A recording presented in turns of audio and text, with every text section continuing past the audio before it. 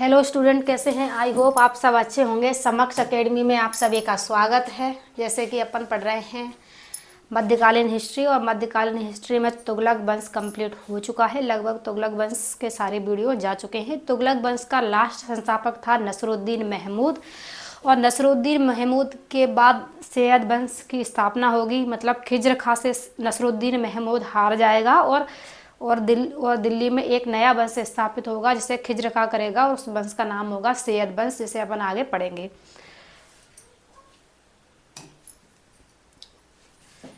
सैयद वंश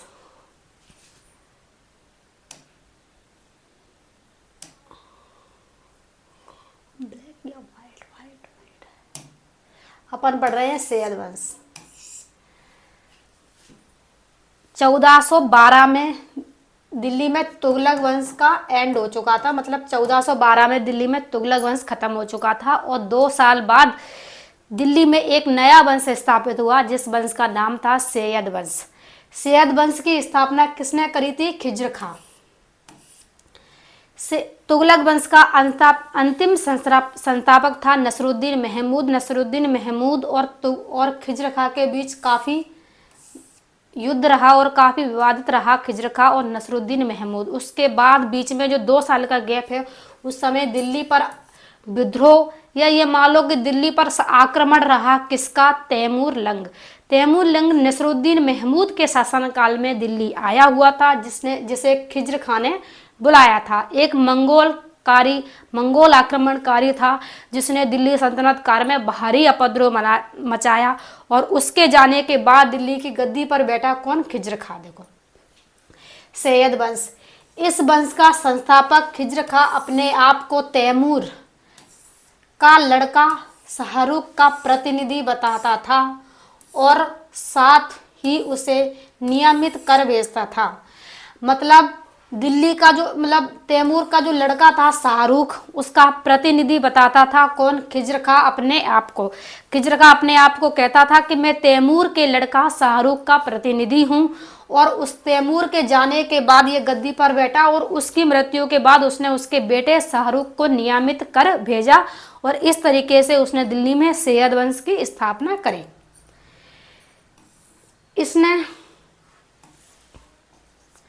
सुल्तान की उपाधि धारण नहीं की, और इसने अपने आप को रैयत ए आला की उपाधि से संतुष्ट रखा। मतलब जब ये दिल्ली की गद्दी पर बैठा तो इसने सुल्तान की उपाधि धारण नहीं करी, क्योंकि उस समय कहीं ना कहीं तैमूर के नियम और तैमूर के शासन से सैयद वंश चल रहा था। इसलिए इसने अपने आप को सुल्तान की उपाधि धारण नहीं करी। मतलब अपने नाम का खुतबा नहीं पढ़वाया।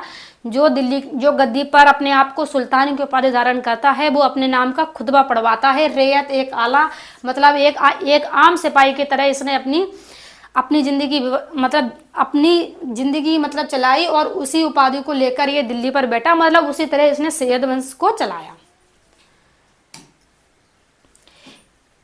इसके शासनकाल में पंजाब, मुल्तान व सिंध पुनः दिल्ली सल्तनत के अधीन हो गए। पहले ये सारे राज्य दिल्ली सल्तनत के अधीन नहीं थे। तैमूर ने जब दिल्ली में उपद्रव किया था, जो सारे राज्य ये मंगोलों के अधीन थे, और उसने दिल्ली की गद्दी पर जब जी बैठा खिज्र खां, और उसने सारे राज्यों को पुनः क्या कर लिया? दिल्ली में मिला लिया। मतलब पंजाब, मुल्तान और सिंध के क्षेत्रों को उसने पुनः दिल्ली पर मिला लिया। मतलब इन सब क्षेत्रों पे पुनः विजय करी, और ये सारे क्षेत्रों को विजय करने के बाद उसने इन सारे क्षेत्रों को सैयद वंश में मिला लिया।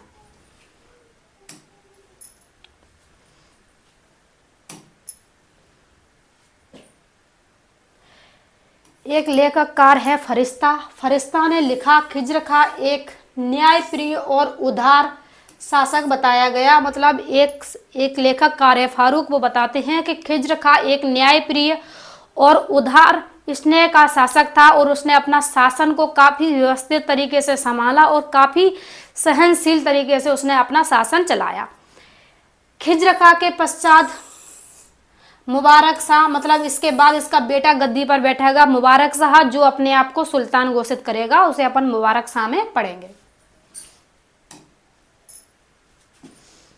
इसने सुल्तान की उपाधि धारण, मतलब जो मुल्तान जो गद्दी पर बैठेगा, इसके बाद इसका जो बेटा गद्दी पर बैठेगा खिज्र खां के बाद, वो सुल्तान की उपाधि धारण करेगा और अपने नाम के सिक्के जारी करवाएगा। इस प्रकार विदेशी स्वामित्व का अंत करेगा कौन? खिज्र खां का बेटा। चलो अपन पढ़ते हैं सैयद वंश के कुछ प्रशासनिक विशेषताएं, मतलब इसकी क्या प्रशासनिक विशेषताएं रहीं। अब यहाँ से अपन सैयद वंश के कुछ प्रशासनिक कार्यों को जानेंगे। ये था थोड़ा सैयद वंश के बारे में, मतलब उसके बाद उस खिज्र खां गद्दी पर बैठा, उसके बाद उसका बेटा बैठेगा और इस तरह से वंश चला। अपन अब पढ़ते हैं इसके कुछ प्रशासनिक चीज, मतलब इसने अपने जो शासनकाल जो दिल्ली में शुरू किया था उसमें कुछ प्रशासनिक सुधार किए। जैसे हर राजा गद्दी पर, मतलब हर सुल्तान जो गद्दी पर बैठता है, हर शासक जो अपना राज्य अपना साम्राज्य चलाता है, उसकी कुछ विशेषताएं होती हैं, कुछ सैन्य विशेषताएं होती हैं, कुछ व्यवसायिक होते हैं, कुछ कर होते हैं, कुछ नियम होते हैं जो हर एक शासन अपने शासनकाल में चलाता है। उसी तरह से अपन इसके कुछ विशेषताएं समझने की कोशिश करेंगे जो प्रशासनिक थी। केंद्र प्रशासन, मतलब इसने एक अपना केंद्र बनाया जो प्रशासन को हैंडल करता है, जो प्रशासन को संभालता है। हर कार्य को करने के लिए एक प्रशासनिक केंद्र बनाया जाता है, उस तरह से सत्ता संभाली जाती है। देखो, सैयद शासक अपने साम्राज्य को केंद्रीकृत रूप देने में असफल रहे। सैयद वंश के जो शासक थे वो अपने साम्राज्य को केंद्रीकृत रूप देने में असफल रहे। क्यों रहे? क्योंकि ये कहीं ना कहीं तैमूर के अधीन थे और तैमूर के बनाए नियम, तैमूर के ही बनाए गए नियम, उसके जो उसने चीज़ें प्रशासनिक बनाई थी उन्हीं चीज़ों की तरह ही ये अपना शासन कर रहे थे। इसलिए कहीं ना कहीं अपना केंद्रीकृत शासन देने में, अपने मतलब नियम देने में कहीं ना कहीं असफल रहे। उसी के केंद्र के अनुसार सत्ता चल रही थी। इनकी शक्ति मुख्य रूप से दिल्ली और उसके आसपास के क्षेत्रों तक ही सीमित थी, क्योंकि इनकी जो शक्ति थी वो दिल्ली और उसके आसपास के ही क्षेत्रों तक सीमित थी, क्योंकि बाकी सभी क्षेत्रों में तैमूर का शासन, तैमूर का विद्रोह फैला हुआ था। बाकी सभी आसपास के राज्य थे वहां पर तैमूर का भय था। बताया जाता है तैमूर एक बहुत ही कट्टरवादी शासक था। उसने अपनी नीतियां, अपने नियम, अपनी कानून व्यवस्था इतनी कठोर बनाई थी कि उसने अपने शासनकाल में सबसे ज़्यादा कत्लेआम करे। मतलब ये समझ लो तैमूर जब भारत आया था तो उसने बहुत ही ज़्यादा उपद्रव बचाया था। उसके बाद हाल ही में सैयद वंश स्थापित हुआ था, इसलिए इसने ज़्यादा कुछ प्रशासनिक चीज़ें नहीं संभाल पाई। इसलिए तैमूर के जो नियम थे उनके अकॉर्डिंग ही शासन करना समझा इन्होंने। साम्राज्य के बाहरी क्षेत्रों में शासक स्थानीय राजाओं और भूस्वामियों की वफादारी पर निर्भर था। मतलब क्या था, साम्राज्य के जो बाहरी जो क्षेत्रों का जो शासक था, मतलब जैसे दिल्ली, इनने कुछ नियमित जगहों में शासन किया था, जैसे बताया मुल्तान, पंजाब, हिंद तक जिनका शासक था। और उसके आसपास के जो क्षेत्र थे, वहीं कोई तो संभाल रहा होगा, तो उसके आसपास के जो क्षेत्र थे जो वहाँ के राजाओं, मतलब आसपास के जो राजा थे ये वहाँ के राजाओं के अधीन था। मतलब वहाँ के राजाओं के हिसाब से दिल्ली के जो बाहरी और शासन थे, जो सैयद वंश के मतलब अधीन नहीं थे, वो सारे शासन राजाओं और भूस्वामियों, मतलब जमींदारों के हिसाब से चल रहे थे। मतलब वहाँ के जो कुछ राजा थे, वो कुछ जमींदार थे, वो अपने आसपास के राज्यों में अपने हिसाब से शासन कर रहे थे। उनकी वफादारी पर निर्भर था कि वो किस तरह से इस शासन को संभाल रहे थे। अब पढ़ते हैं इसके सैन्य प्रशासन, मतलब सेना के बारे में। इसकी कैसी सेना थी, कैसी सैन्य व्यवस्था थी। जैसे मैंने बताया था कि इसकी जो सैन्य व्यवस्था थी, जैसे बताया जिक्र चल ही रहा है पूरे शासनकाल में कि तैमूर के अकॉर्डिंग इसका शासन चल रहा है। सेना का प्रशासन खराब था, मतलब इसके शासनकाल में जो सैन्य व्यवस्था थी वो कहीं ना कहीं खराब थी और बाहरी आक्रमणकारियों, स्थानीय विद्रोह से प्रभावित ढंग से निपटने में विफल थी। मतलब इसकी जो सेना थी, उसकी जो सैन्य की जो प्रशासनिक सैन्य व्यवस्था थी वो खराब थी। ठीक है, बाहरी और आक्रमणकारी, मतलब बाहरी आक्रमणकारी और स्थानीय विद्रोह, मतलब इसके शासनकाल में बाहरी आक्रमण बहुत हो रहे थे और कहीं ना कहीं स्थानीय विद्रोह भी बहुत हो रहे थे। क्योंकि स्थानीय विद्रोह इसलिए हो रहे थे क्योंकि ये तैमूर के नियम के अकॉर्डिंग शासन कर रहा था, इसने अपने नियम नहीं बनाए थे। और तैमूर की जो कट्टर जो व्यवस्था थी, सैन्य को लेकर समझ लो, या फिर प्रशासनिक को, या फिर राजस्व व्यवस्था को लेकर तैमूर की जो व्यवस्था थी वो सही नहीं थी। इसीलिए इसके शासनकाल में आक्रमण बहुत ज़्यादा हो रहा था, बाहरी तरीके से भी हो रहा था और स्थानीय तरीके से, मतलब वहाँ के जो लोग थे वो भी इसके शासनकाल में बहुत ज़्यादा विद्रोह कर रहे थे। तैमूर के अनुयायी के रूप में उसका ध्यान विस्तार से ज़्यादा साम्राज्य की सुरक्षा पर था। मतलब तैमूर के अनुयायी जो उसके नियम थे, उसके नियमों को बदलने से ज़्यादा उसका ध्यान किस पर था? उसका ध्यान किस पर था? साम्राज्य मतलब सुरक्षा, मतलब उसका ध्यान तैमूर के जो नियम थे उनको बदलने पर नहीं था, अपने साम्राज्य की सुरक्षा पर था। ये अपने साम्राज्य था, उसकी जो जनता थी उसकी सुरक्षा पर इसने ज़्यादा ध्यान दिया, बल्कि तैमूर के जो नियम बनाए थे उनको बदलने पर इसने ज़्यादा ध्यान नहीं दिया। सैन्य शक्ति बनाए रखने के लिए उन्होंने अधीनस्थ प्रांतीयों, शासकों और जागीरदारों पर भरोसा किया। मतलब सैन्य शक्ति बनाए रखने के लिए इसने जो अपने अधीन कुछ प्रांत थे उन पर भरोसा किया और कुछ जागीरदार थे उन पर भरोसा किया। मतलब उसने समझा कि जो मेरे कुछ अधीन जो प्रांत हैं, वहाँ के जो लोग हैं वो मेरी सैन्य व्यवस्था को अच्छी तरह संभालेंगे, मतलब मेरे शासन को अच्छी तरह चलाएंगे। और कुछ जागीरदारों का शासन चल रहा था, क्योंकि काफ़ी सीमित जगह, मतलब इसने कुछ ही राज्य जीते थे, बाकी राज्यों में जागीरदार व्यवस्था चल रही थी। जागीरदार जो लोग थे वो अच्छी तरह से शासन कर रहे थे। उसने अपने इन नियमों को बदलने की जगह उन सब लोगों पर भरोसा किया कि जो लोग हैं, ये बाहरी जो लोग शासन संभाल रहे हैं, वो कहीं ना कहीं मेरे राज्य में अच्छी तरह शासन संभालेंगे और अच्छी तरह सैन्य व्यवस्था को बनाए रखेंगे।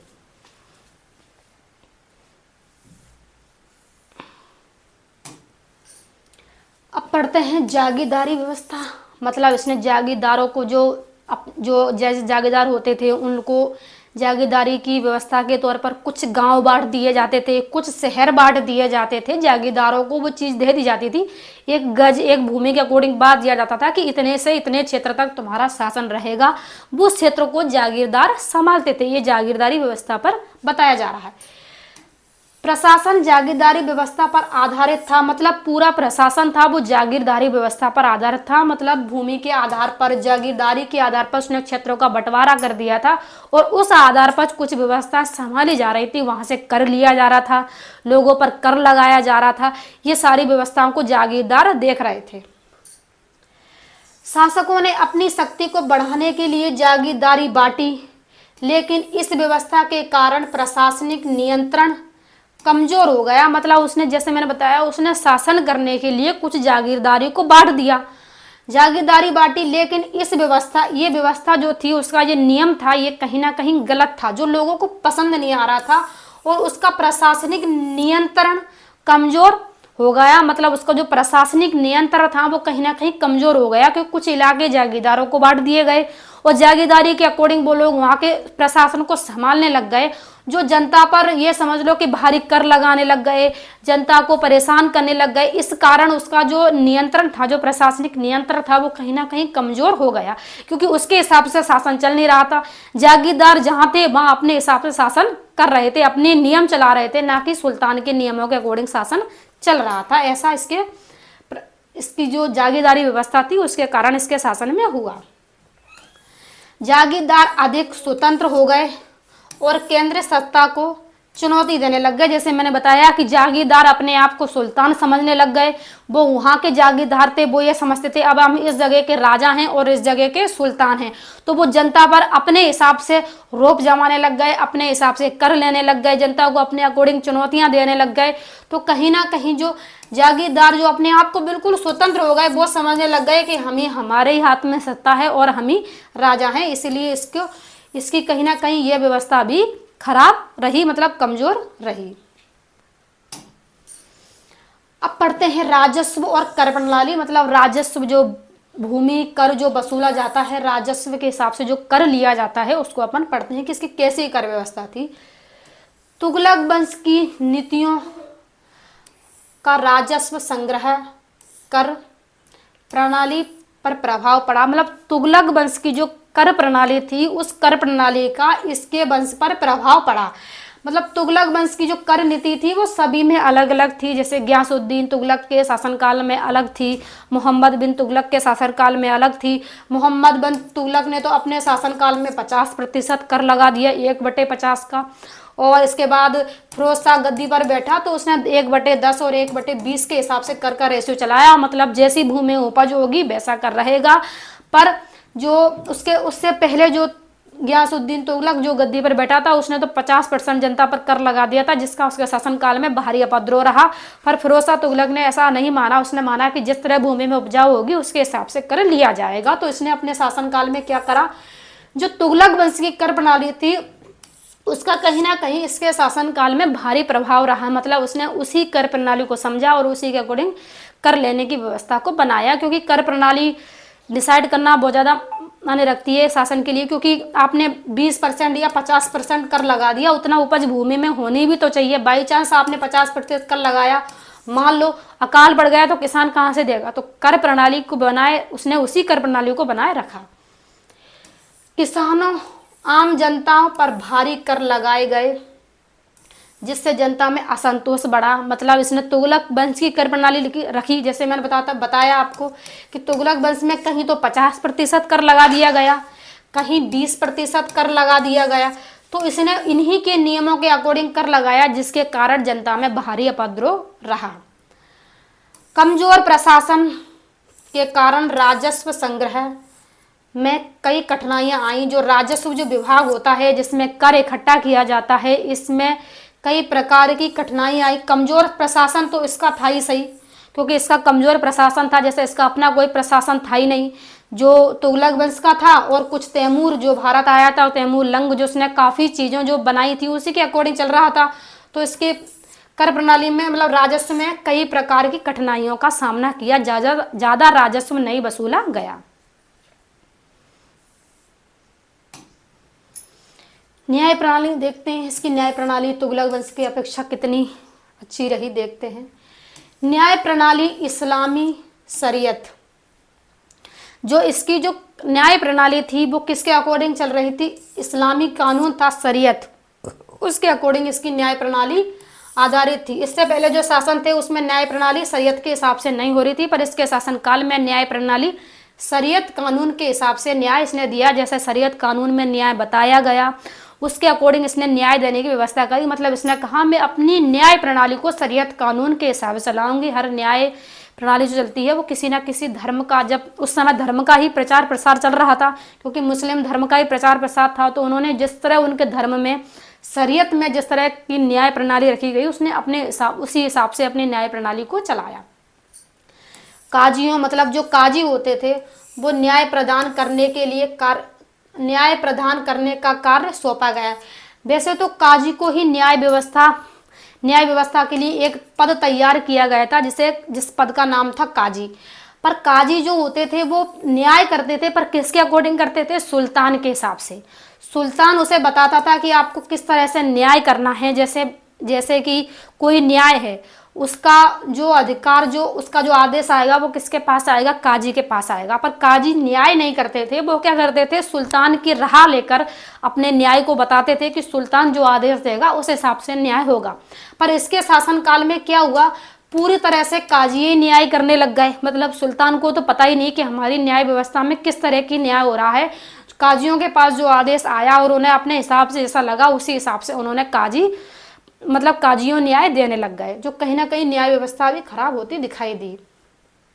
न्यायिक प्रणाली कमजोर थी, मतलब काजी न्याय कर रहे थे वो भी बिना सुल्तान के हिसाब से, बिना सुल्तान की राह से। न्याय तो काजी ही करते थे पर कहीं ना कहीं सुल्तान की राह लेते थे। काजी पद ही एक न्याय के लिए बनाया गया था कि सुल्तान निर्णय ले और उसके हिसाब से वो काजियों को बताए और काजी उस न्याय को हिसाब से जनता में न्याय, लोगों को न्याय दिलवाए। इसका कार्य कौन करते थे, काजी। पर कहीं ना कहीं सुल्तान की राह लेना वो जरूरी समझते थे। पर इसके शासनकाल में क्या हुआ, काजी अपने आप ही न्याय करने लग गए और सुल्तान के कहीं ना कहीं अधीन वो न्याय थे जो जनता को पसंद नहीं आ रहे थे। न्याय प्रणाली कमजोर थी, आम लोगों को न्याय पाने में कठिनाई हो रही थी। जैसे मैंने बताया काजी न्याय कर रहे थे तो आम लोगों को न्याय पाने में कठिनाइयां हो रही थी, कठिनाइयां मिल रही थी, क्योंकि काजियों का न्याय कहीं ना कहीं लोगों को पसंद नहीं आ रहा था, क्योंकि सुल्तान की उसमें राह नहीं थी, कोई सलाह मशवरा नहीं था। देखते हैं कैसी इसके शासनकाल में आर्थिक स्थिति रही। जैसा इसका शासन चल रहा है उसके अकॉर्डिंग तो ऐसा ही लगता है कि इसके शासनकाल में न्याय स्थिति ज़्यादा अच्छी नहीं थी। देखते हैं कैसी थी। आर्थिक स्थिति कमजोर थी। अब भाई इसका शासन ही इतने मतलब तरबतर तरीके से चल रहा है कि न्याय व्यवस्था तो कमजोर होना मान्य है ही, लग ही रहा है देखकर। व्यापार कृषि पर ध्यान नहीं दिया गया, जिससे अर्थव्यवस्था में गिरावट आ गई। मतलब इसके शासनकाल में व्यापार और कृषि पर ध्यान नहीं दिया गया। जब उसने अपने कोई नियम ही नहीं बनाए, अपने आप को सुल्तान ही नहीं बनाया, अपने आप को एक क्षण शासन की तरह शासन किया, अपने आप को एक आम सिपाही की तरह समझ लो, उसी तरह से इसने शासन किया, तो उसकी जब अपने आप को सुल्तानी ने घोषित किया तो नई न्याय व्यवस्था क्या बनाएगा। जो पुरानी न्याय व्यवस्था चल रही थी उसी के हिसाब से शासन चल रहा था। तो इसमें उसने क्या करा, अपनी सल्तनत मतलब जब गद्दी पर बैठा, जो अपना जो कार्य किया उसने कृषि और व्यापार पर कोई ध्यान नहीं दिया। कृषि पर ध्यान नहीं दिया कि भूमि में किस प्रकार की उपज हो रही है, उस उपज को बढ़ाने के लिए क्या करना चाहिए। जैसे मैंने बताया था कि फिरोज शाह तुगलक ने काफ़ी नहरों की व्यवस्था बनवाई, काफ़ी बाग बनवाए, काफ़ी कुओं का निर्माण बनवाया, 150 मील लंबी नहर का निर्माण करवाया, जो सारी चीज़ें कृषि से थी। उस समय व्यापार का एक ही जरिया था। कुछ व्यापार हो रहे थे जो विदेश, जो मतलब थोड़े बहुत आवक जावक चल रहा था, जो यहाँ से जो चीज़ें थी वो बाहर भेजी जा रही थी इन्हीं शासनों के द्वारा। तो कहीं ना कहीं व्यापारिक प्रणाली थोड़ी बहुत चल रही थी और कृषि पर सुधार दिया जाना था, क्योंकि दो ही जरिया थे व्यापार करने का, सबसे ज़्यादा कृषि का व्यापार चल रहा था। तो इसने इस तरह पर कोई ध्यान नहीं दिया, कृषि पर ध्यान नहीं दिया तो व्यापार भी कमजोर हो गया। क्षेत्रीय शासकों की विद्रोही गतिविधियों और कमजोर सैन्य नियंत्रण व्यापार मार्गों को असुरक्षित बनाया। मतलब क्षेत्रीय शासकों, जो इसका क्षेत्रीय शासक थे, मतलब इसके जो क्षेत्र में आसपास जो शासक कर रहे थे, उनमें क्या हो रहा था, विद्रोह ही हो रहा था। मतलब उनमें आपस में विद्रोह फैला हुआ था। ठीक है, पहली बात तो ये रही। और उनकी जो गतिविधियां थी वो कहीं ना कहीं गलत थी, क्योंकि नियम सारे गलत थे और जो उनके नियम जो बनाए गए थे वो कमजोर थे। इसलिए सैन्य नियंत्रण, मतलब उसके जो नियम बनाए गए थे वो कम थे, इसलिए सैन्य जो लोग थे उन पे अच्छा इसका नियंत्रण नहीं था। और व्यापार मार्गों में असुरक्षा थी, मतलब व्यापार जो हो रहा था उसमें असुरक्षित तरीके से व्यापार किया जा रहा था। कितना माल आ रहा है, कितना जा रहा है, कितना व्यापार होना है, ऐसी कोई सुरक्षा नहीं थी, क्योंकि कहीं ना कहीं आपसी विद्रोह था, आपसी विवादित था, क्योंकि जो आसपास के लोग थे वो शासन कर रहे थे। तो उन लोगों में कहीं ना कहीं आपसी उठाव के कारण इसका जो सैन्य नियंत्रण था वो असुरक्षित हो गया और क्षेत्रीय शासकों का विद्रोह फैला हुआ था। अब पढ़ते हैं इसके विद्रोह और राजनीतिक चुनौतियां। मतलब इसके शासनकाल में क्या क्या विद्रोह रहा, क्या क्या राजनीतिक चुनौतियां रही। चुनौतियों से भरा तो इसका शासनकाल है ही, दिख ही रहा है। सैयद राजवंश को लगातार स्थानीय विद्रोह और बाहरी खतरों का सामना करना पड़ रहा था। मतलब इसके शासनकाल में स्थानीय विद्रोह तो थे ही, उसके बाद इसके शासनकाल में बाहरी विद्रोह थे, क्योंकि इसकी कोई अच्छी एक सैन्य व्यवस्था नहीं थी। तैमूर के अकॉर्डिंग उसकी सेना के हिसाब से, उसके नियम के हिसाब से इसका कार्य चल रहा था। तो कहीं ना कहीं विद्रोह का कारण फैला हुआ था, क्योंकि तैमूर अच्छा नहीं था। उसने काफ़ी विवाद्रोह बनाया, काफ़ी ऐसी चीज़ें बनाई जिनके कारण इसके राजनीतिक चीज़ों में, चुनौतियों में काफ़ी विवादित और काफ़ी खतरा रहा। प्रांतों के शासकों की वफादारी बनाए रखना मुश्किल था। मतलब इसके जो प्रांतों के जो शासक थे उनमें वफादारी का तो कोई काम नहीं था, वफादारी बनाए रखना मुश्किल था। कोई भी इसका शासन वफादार नहीं था, इसके हित में नहीं था जो इसके शासन को आगे बढ़ाए, अच्छी तरह से चलाए, अपने हिसाब से शासन चल रहा था। अब चलते हैं अपन निष्कर्ष की ओर। एक नई तरीके से पीपीटी पैटर्न की गई है। इसी तरह से अपने आप आगे जो और पीपीटी हैं, जितने भी आगे और वीडियो हैं वो अच्छी तरह से आएंगे, क्योंकि एक लो लेवल का पैटर्न हिस्ट्री का नहीं है। अपन सोचते हैं जितना भी कंप्लीट हो वो अच्छी तरह से हो। और एक पीपीटी एक मतलब एक जिस वंश के बारे में अपन पढ़ रहे हैं, एक शासन, एक राजा के बारे में जितना भी अपन जो भी आगे पढ़ेंगे उसका पूरा पढ़ने की, पूरा कवर करने की कोशिश की गई है, जो किसी भी एग्जाम के लिए मान्य हो, ऐसा मान के चला पैटर्न तैयार किया गया है। सैन्य वंश का प्रशासन, मतलब सैयद जो वंश था, सैयद वंश का प्रशासन कमजोर था। वो तो दिख ही रहा था कि निष्कर्ष में ये साबित हो ही रहा है। क्या निष्कर्ष में जो जो पूरा वंश में जो होता है, जो उसके जो राजा के जो कार्य जो थे, उसके सुधार, उसकी चीजें, यही निष्कर्ष होता है कि उसके शासनकाल में कैसा कैसा रहा। दिख ही रहा था कि उसके शासनकाल में क्या था, प्रशासनिक व्यवस्था बहुत कमजोर थी और मुख्य रूप से तैमूर की विरासत के प्रभाव में शासन करते थे। मतलब जैसे बताया जा रहा है कि समझ में ही आ रहा है कि इसका पूरा शासनकाल किसके विरासत के अकॉर्डिंग चल रहा था, तैमूर का। तैमूर ने जो अपनी विरासत बनवाई, अपने नियम बनवाए, लोगों में अपनी जनता के प्रति जो विद्रोह जो उपद्रव चला, उन्हीं के अकॉर्डिंग शासन चल रहा था। मतलब कहने के हिसाब से यह है कि पूरा शासन तैमूर के अकॉर्डिंग चल रहा था। तैमूर लंग जो भारत आया था उसके अकॉर्डिंग शासन चल रहा था। उसकी नीतियां ना तो लंबे समय तक चली और ना ही वे साम्राज्य को एक मजबूत राजनीतिक और आर्थिक आधार प्रदान कर सके। मतलब उसकी जो नीतियां थी, उसके जो नियम बनाए गए थे, जो नीतियां बनाई गई थी, वो ज़्यादा लंबे समय तक नहीं चली, क्योंकि उनको चलाने के लिए कोई एक अच्छा, नीतियां चलाने के लिए एक अच्छा मतलब जागीरदार या एक अच्छा वफादार जैसे इसके शासनकाल में था, वो ऐसा कोई था नहीं। एक ऐसा कोई मंत्री या फिर इसका कोई ऐसा अंगरक्षक या ऐसा कोई इसके बाद कोई एक पद अधीन ऐसा कोई था नहीं जो इसकी नीतियों को, उसके नियमों को अच्छी तरह चला सके। इसीलिए भी कहीं ना कहीं इसकी नीतियां फैल रही और राजनीतिक और आर्थिक आदान प्रदान कर सकती थी। मतलब एक मजबूत राजनीतिक और आर्थिक कोई शक्ति आदान प्रदान नहीं कर सकी। यही कारण है कि सैयद वंश बहुत जल्द पतन हो गया। मतलब यही कारण है कहीं ना कहीं सैयद वंश का बहुत जल्दी पतन हो गया। अपन पतन की तरफ अभी नहीं चलेंगे, ये तो वंश का एक निष्कर्ष निकाला गया है कि इसी कारण सैयद वंश का पतन हो गया। इसके बाद सैयद वंश के बाद अपन एक और पढ़ेंगे, जैसे कि अपन ने स्टार्टिंग में पढ़ा था। अरे पीपीटी क्या हो गया,